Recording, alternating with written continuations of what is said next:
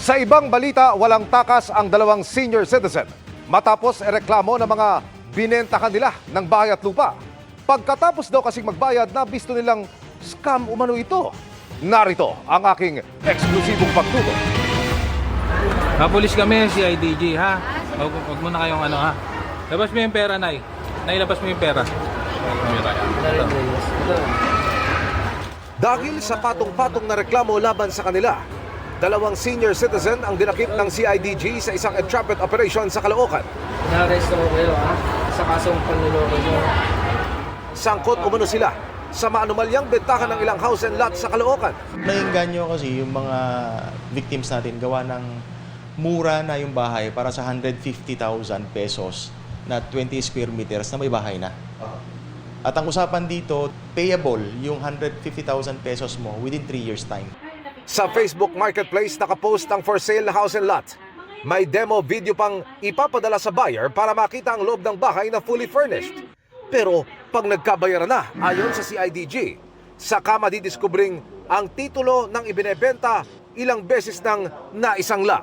We will be filing estafa case under Article 315 ng Revised Penal Code against our two suspects for the presence of fraudulent representation purely for the purpose to defraud the victims.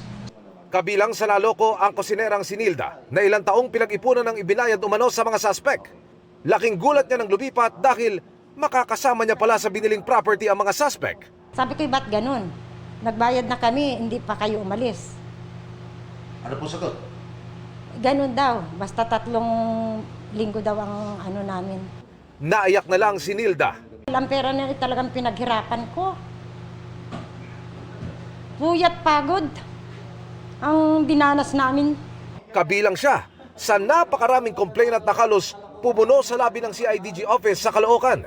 Pumunta po agad ako ng barangay to check po kung scammer nga po siya. So yun po, pagpasok ko pa lang po ng barangay, pagkasabi ko pa lang po ng pangalan niya, sabi nga po, marami na raw pong records. Akala ko yung decision ko na yun, akala ko nakatulong din po ako dahil senior na nga po yun, hindi po pala. Nagbigay po ako ng 100,000 tapos pagdating nung buwan na lilipat na kami, hindi naman siya umaalis sa bahay niya. 200 po yung nakuha niya sa akin.